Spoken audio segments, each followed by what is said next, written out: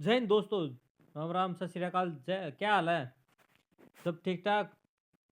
तारा सारा बस स्वागत है तार खुद का अपना चैनल एनएसजी यानी नवोदय सैनिक गाइड में। मैं हूं तारा मेंटर और गाइड मोहित। जैसा कि तुमने बेरा आप नवोदय के सिलेबस करना रहे हैं, हिंदी का मैटर चल रहा है फिलहाल। आज का अपना टॉपिक है समुच्चय बोधक अव्यय। आज आप बात करेंगे समुच्चय बोधक अव्यय हुआ क्या हुआ है, कितने भेद हैं, कौन कौन से भेद हैं, के काम हुआ है, के यूज हुआ है, वाक्य में किस तरह यूज हो इसका।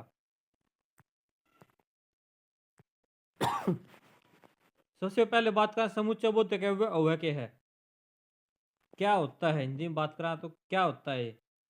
जो शब्द दो या दो से अधिक शब्दों, वाक्यांशों या वाक्यों को जोड़े। कोई शब्द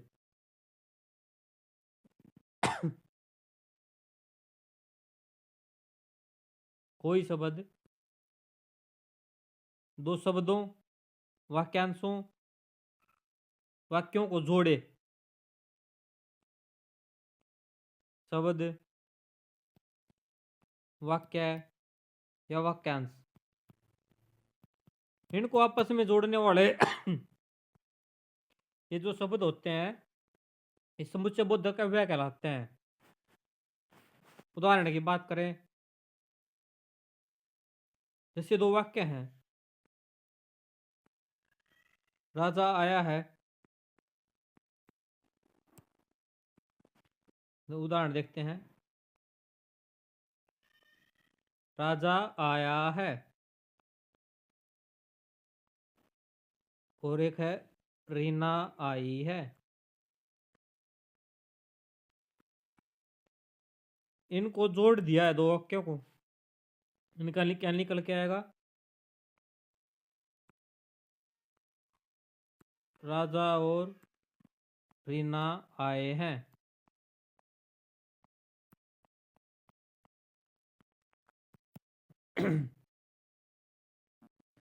राजा आया एक वाक्य हो गया, रीना आई है दूसरा वाक्य हो गया। दोनों को मिला दिया, राजा और रीना आए हैं। एक और शब्द लगाने से,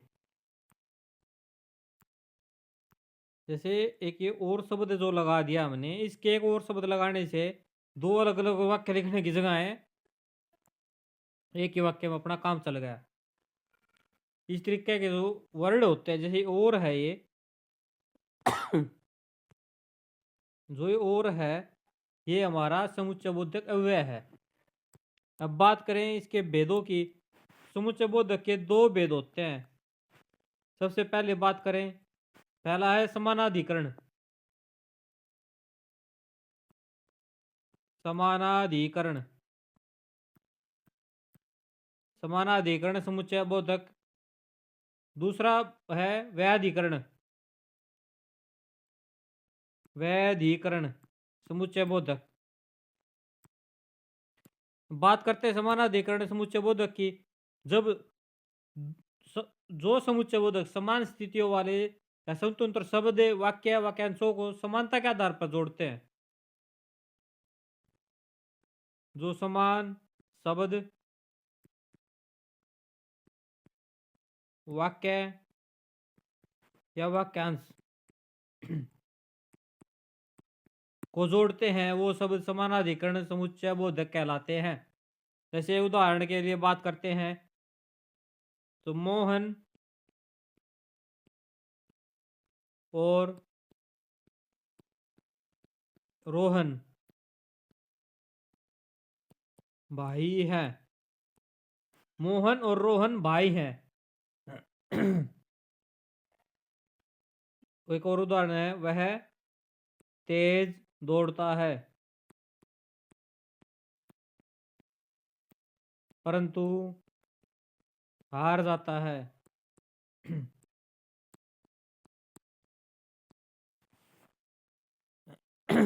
इनमें बात करेंगे,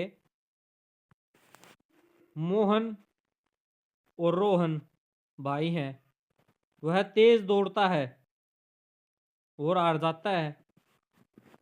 इनमें दो, पहले वाले में दो शब्द हो गए अलग अलग, मोहन और रोहन।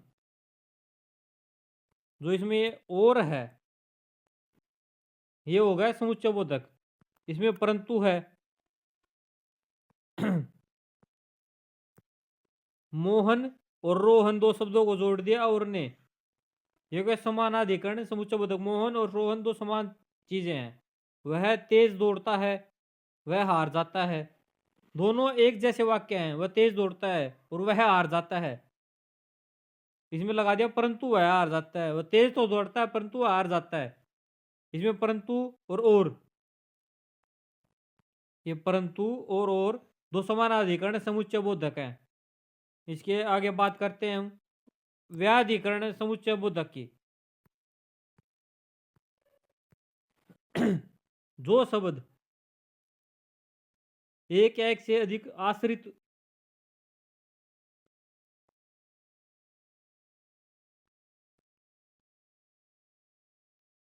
आश्रित उपवाक्य को जोड़े, वो शब्द व्याधिकरण समुच्चय बोधक कहलाते हैं।